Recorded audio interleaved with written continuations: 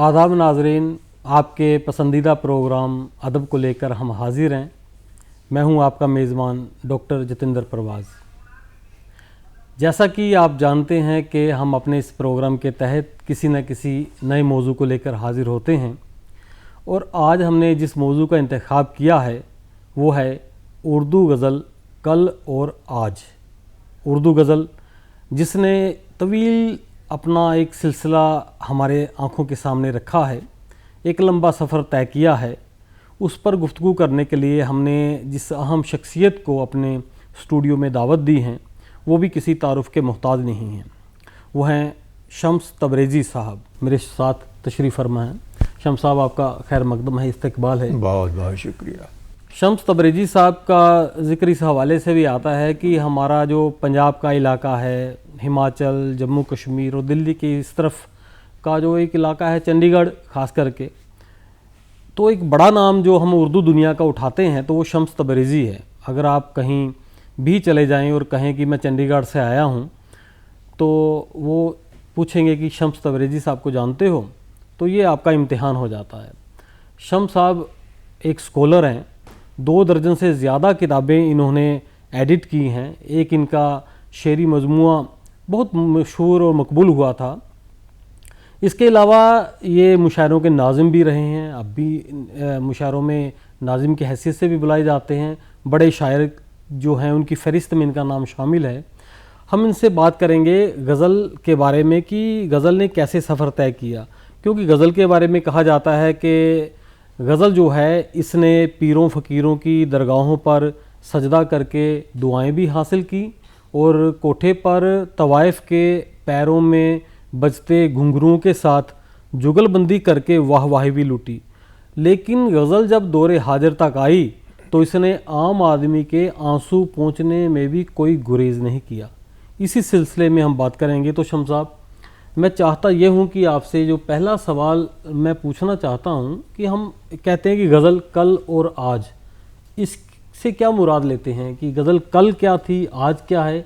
इस जो लफ्ज़ हैं इनसे मुराद क्या है?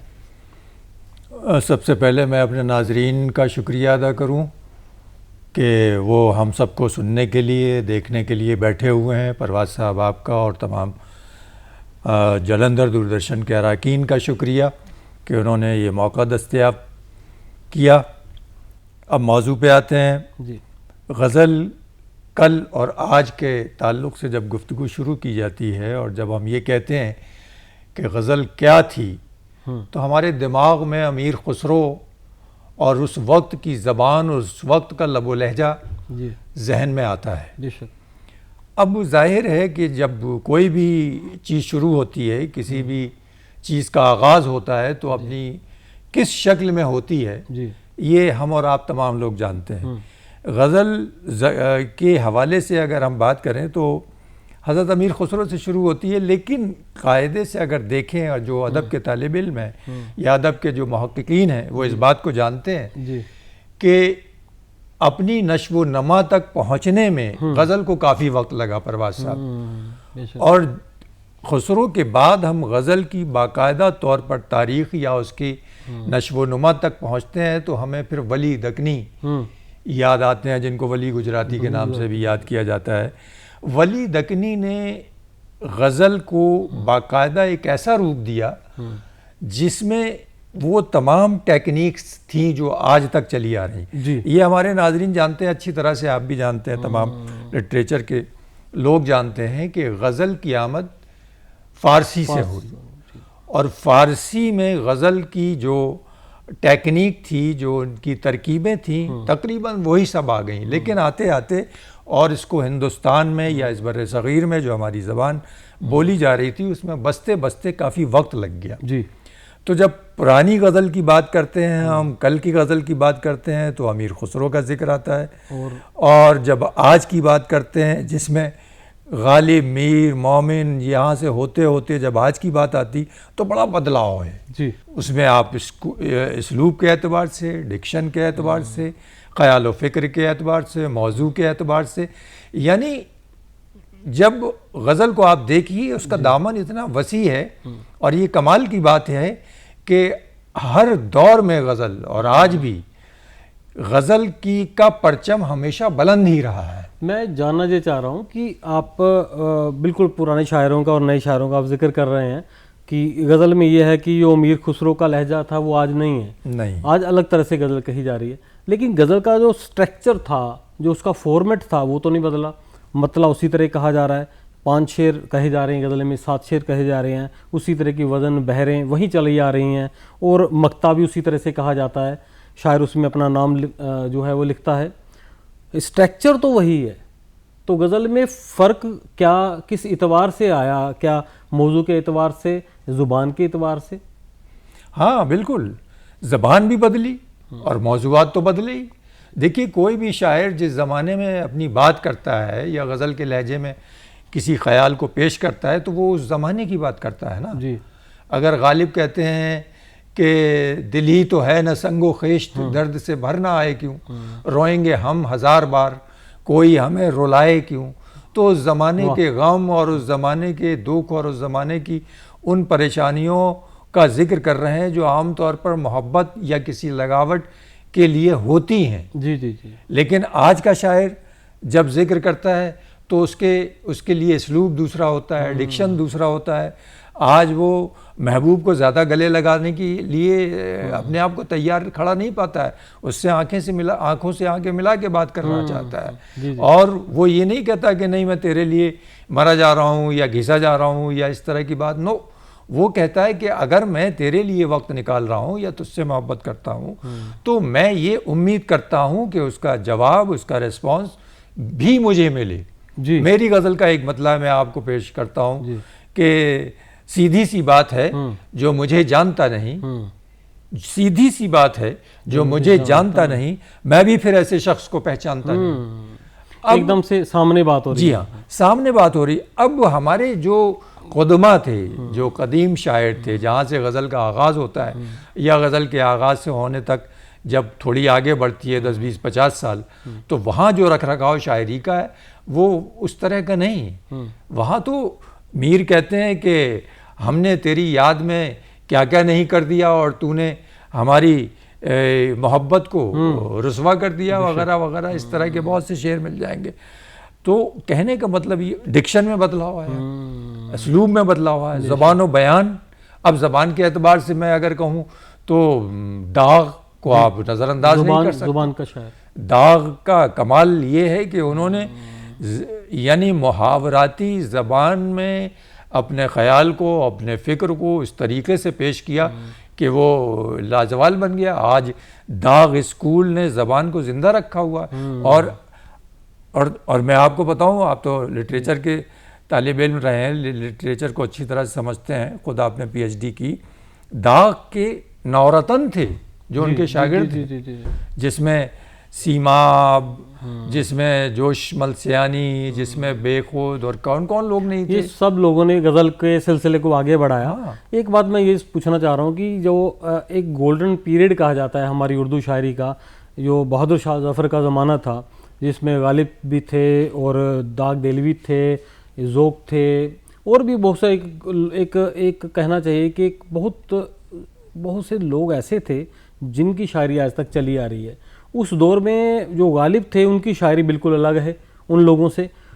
आप कहते हो कि अपने दौर की अक्कासी करता है शायर, गालिब तो अपने दौर की शायरी नहीं कर रहा, फिर इसको आप किस नज़रिए से देखते हैं? ये आप बिल्कुल ठीक कहते हैं, ये बात सही है और हमारे बहुत से असातिज़ा ने इसका जिक्र किया है। गालिब अपने ज़माने की उन सच्चाइयों और उन हकीकतों को देख रहा था कि जो ज़माने के शायर नहीं देख रहे थे। जी जी। उनको मोहब्बत में सुकून मिलता था, उनको उस ज़माने में जामों में सुकून मिलता था, उनको अपने वक्त के नवाबों और बादशाहों की महफिलों में बैठकर जो उनके साथ संगतें होती थी उसमें वो अपनी चीज़ों को तलाश कर रहे थे।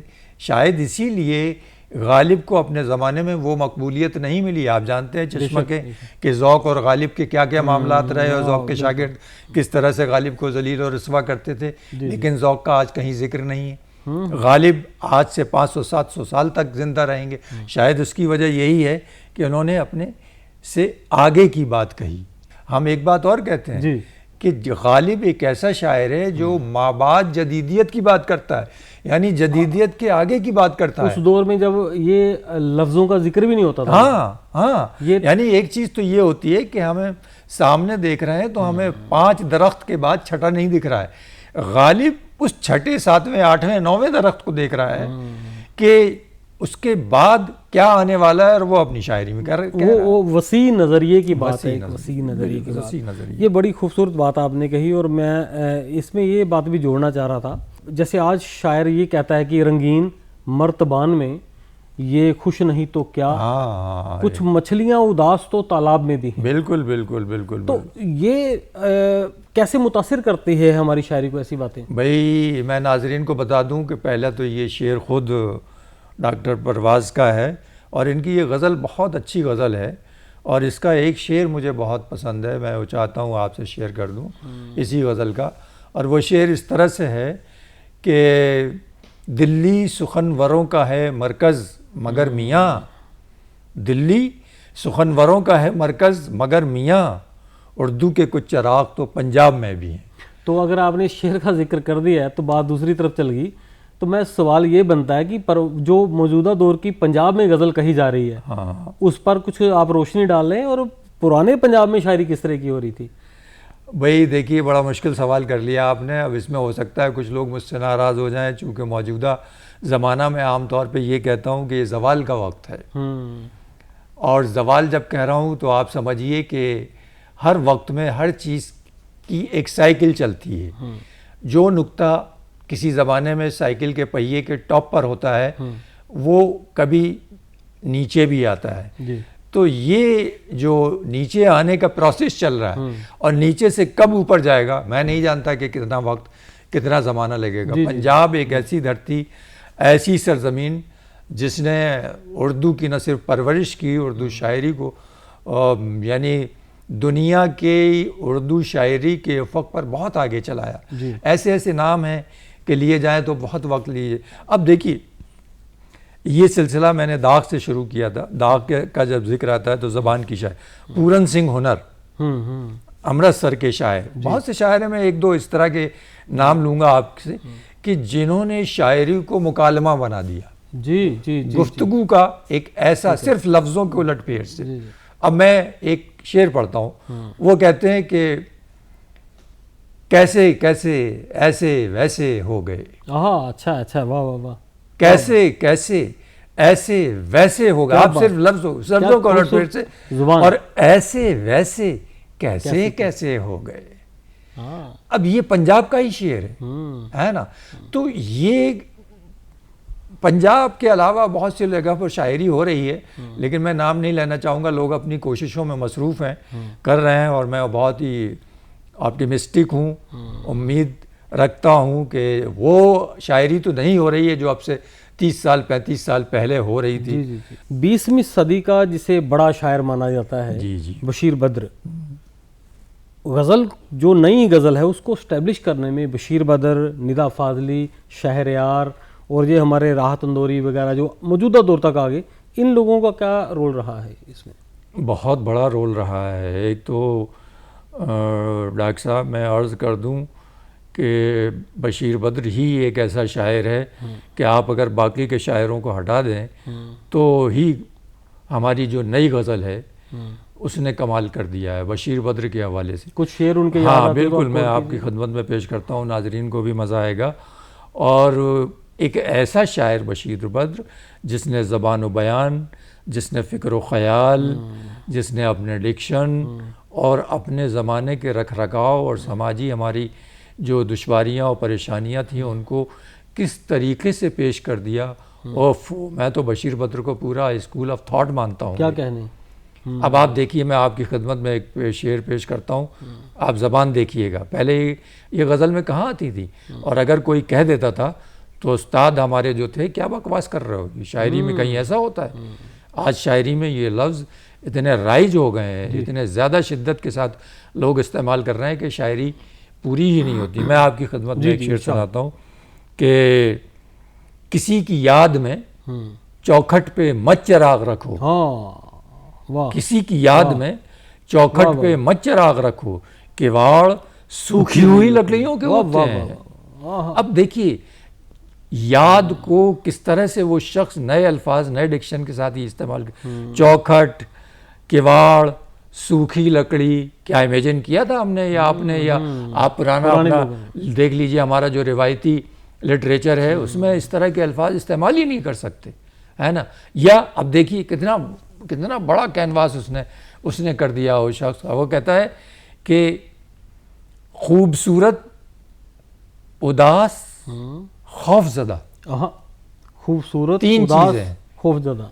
खूबसूरत भी है लेकिन उदास है और डरा हुआ है। क्या कहना, खूबसूरत, उदास, खौफजदा, वो भी है 20वीं सदी की तरह। क्या बात है, बहुत अच्छा है। अब 20वीं सदी का इससे बेहतरीन यानी कहना चाहिए क्या कंटेंट हो सकता है। अच्छा, मैं एक बात और जोड़ना चाह रहा हूँ। कल से जब आज तक गज़ल सफ़र करती है तो इसमें जो मुशायरे हैं इनका क्या रोल है? बहुत अच्छा सवाल है आपका। ये देखिए इसमें तो कोई शक नहीं कि अगर मुशायरे ना होते तो शायद गज़ल इतनी मकबूल भी ना होती और इतने शायर भी शायद ना होते। गज़ल का असल में कमाल ये है कि 2 मिसरों में जी अपनी बात को मुकम्मल कर देती है। यानी एक ऐसी तरकीब और ऐसी टेक्निक है इसकी कि आप अगर 8 शेर 7 शेर किसी गज़ल में कह रहे हैं तो गोया आप 7 बातें जी शेर में पेश कर रहे हैं। 7 ऐसे मौज़ूआत को, 8 ऐसे मौज़ूआत जी पर अपने ख़याल को पेश कर रहे हैं कि वो अपने आप में मुकम्मल है। उसके पीछे बड़े बड़ी कहानियाँ, बड़े बड़े अफसाने भी हो सकते हैं।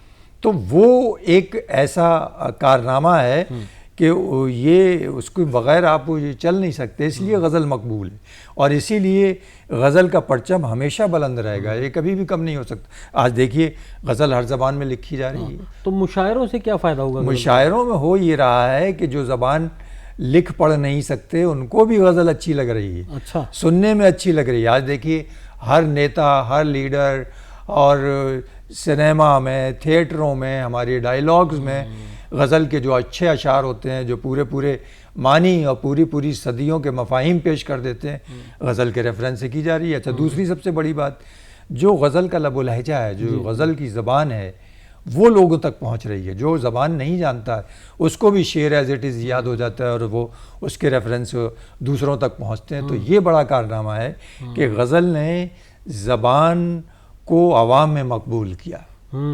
एक बात मुझे और आपसे पूछनी है कि गज़ल के जो अशार हैं उसके बारे में ये बात भी कही जा रही है। एक बार इन्होंने कहा था, मलिक ज़ादा मंजूर अहमद साहब ने एक शेर उन्होंने अपनी गुफ्तगू में फरमाया था कि गुफ्तगू उनसे रोज़ होती है। शायद बशीर बद्र का ही शेर कोट दिया था उन्होंने। हाँ। गुफ्तगू उनसे रोज़ होती है, मुद तो सामना नहीं होता। इसकी वजाहत में वो कहते हैं कि ये आज के दौर का शेर है, पहले नहीं कहा जा सकता। मीरो गालिब इसको नहीं कह सकते थे क्योंकि तब टेलीफोन नहीं था। गुफ्तगू उनसे रोज होती है, मुद्द तो सामना नहीं होता। तो ये जो कल के दौर से आज के दौर तक जब गज़ल आती है तो इसमें बड़ा प्लेटफॉर्म यूट्यूब, सोशल मीडिया का भी है। सोशल मीडिया ने बड़े शायर पैदा किए। तो इसका आप क्या देखते हैं कि सोशल मीडिया का गज़ल को फ़ायदा हुआ कि नुकसान हुआ? देखिए हर चीज़ के 2 पहलू होते हैं, एक नेगेटिव, एक पॉजिटिव, एक मुस्बत, एक मनफी। तो सोशल मीडिया के भी फ़ायदे भी हैं और उसके नुकसानात भी हैं। फ़ायदे ये हैं कि बहुत कम वक्त में आप लाखों लोगों तक पहुंच जाते हैं और लोग आपको पढ़ते हैं, जानते हैं और समझते हैं, आपकी बात को जानते हैं। लेकिन एक नुकसान उसका ये है कि सोशल मीडिया से जो लोग बन के आ रहे हैं उनकी पहुंच डेप्थ तक नहीं है जी, वो अपने आप में मस्त हैं। ये एक बड़ा नुकसान है। उसमें हम शायद अपनी टेक्निकल एतबार से तो अपनी बात को हम लोगों तक पहुंचा दें, गज़ल कहते हैं, नज़्म कहते हैं, लोग पढ़ लें। आज का शायर जब ये शेर कहता है, मुज़फ़्फ़र वारसी, मजमून ख़याल तकरीबन वही है, लेकिन उस शेर से किस दर्जा ये शेर बुलंद हो गया मुज़फ़्फ़र वारसी का। अब सुनिए उस शेर को कि हम आह भी करते हैं तो हो जाते हैं बदनाम, वो कत्ल भी करते हैं तो चर्चा नहीं होता। ये शेर जहन में रखिए। अब मुज़फ़्फ़र वारसी का ये शेर सुनिए कि वो करें बात, हम करें बात तो हर हाल में रद्द होती है। वाह। हम करें बात तो हर हाल में रद्द होती है, और वो करें बात तो दुनिया में सनद होती है। बेशक बेशक बेशक बेशक। नहीं, बड़ी खूबसूरत ये बात ये जो है ख्याल की बुलंदी कि एक चीज़ आप जिस लेवल से कह रहे हैं वो उसी ज़माने में, उसी दौर में, उस लेवल तक ही कही जा सकती है। हाँ, मैं ये चाहता ये हूँ कि हमारे नाजरीन भी सुने कि शम्स तबरेज़ी साहब का कलाम किस तरह का है।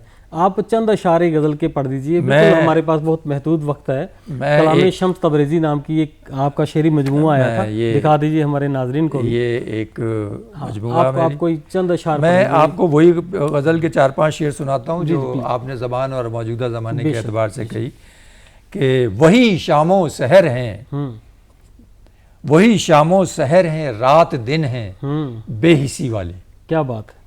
वही शामो सहर हैं, रात दिन हैं बेहिसी वाले, और उस पर दोस्त भी जितने हैं सब पतली गली वाले। अच्छा है, देखो मुहावरे का इस्तेमाल। वाह। वही शामो सहर है, रात दिन है बेहिसी वाले, वाह वाह, और उस पर दोस्त भी जितने हैं सब पतली, अब ये मुहावरा पतली गली, जी जी, और उस पर दोस्त भी जितने हैं सब पतली गली वाले। अब ये भी शेर देखिए, ये आज ही का शायर कह सकता है। तुम्हारी वेबसाइट पर नई सी एक गज़ल थी कल। अच्छा है। तुम्हारी वेबसाइट पर नई सी एक गज़ल थी कल कि उसके काफिये जितने भी थे सब रोशनी वाले। वाह वाह वाह वाह, क्या तुम्हारी वेबसाइट पर नई सी एक गज़ल थी कल कि उसके काफिये जितने भी थे सब जिंदगी वाले, सब रोशनी वाले, और गए वक्तों के कैसे लोग थे जो झुक के मिलते थे। अच्छा है। गए वक्तों के कैसे लोग थे जो झुक के मिलते थे, न जाने अब कहाँ हैं लोग ऐसे रोशनी वाले। गए वक्तों के कैसे लोग थे जो झुक के मिलते थे, न जाने अब कहाँ हैं लोग ऐसे रोशनी वाले। और ये शेर भी सुन लीजिए कि ये जुल्म जब्र से नज़रें मिलाकर बात करते हैं। अब ये आज के माहौल की बात है, आज का शायर, आज का कलमकार, ये जुल्म जब्र से नज़रें मिलाकर बात करते हैं। नए अफकार के शायर हैं 21वीं सदी वाले। बिल्कुल, क्या खूबसूरत बात। और मक्ता इसका सुन लीजिए, ख़त्म करता हूँ कि जिसने शेर गोई का सलीका शम्स से सीखा है, अब अंदाज उसके कुछ दिनों से अजनबी वाले। बहुत बढ़िया। देखिए नाजरीन, शम्स तबरेज़ी साहब ने बहुत अच्छी गज़ल पढ़ी है अपनी। अच्छा, मैं आपको ये बात बता दूं कि शम्स तबरेज़ी साहब जो हैं, इनका जो असल नाम है वो है अब्दुल समद खान, लेकिन उर्दू दुनिया में ये शम्स तबरेज़ी के नाम से मशहूर हैं। आपने बड़ी अच्छी गुफ्तगू की। आखिर में चंद जुमलों में, एक जुमले में आप बताइए कि आप उर्दू गज़ल से क्या उम्मीद रखते हैं कि इसका मुस्तकबिल कैसा रहेगा?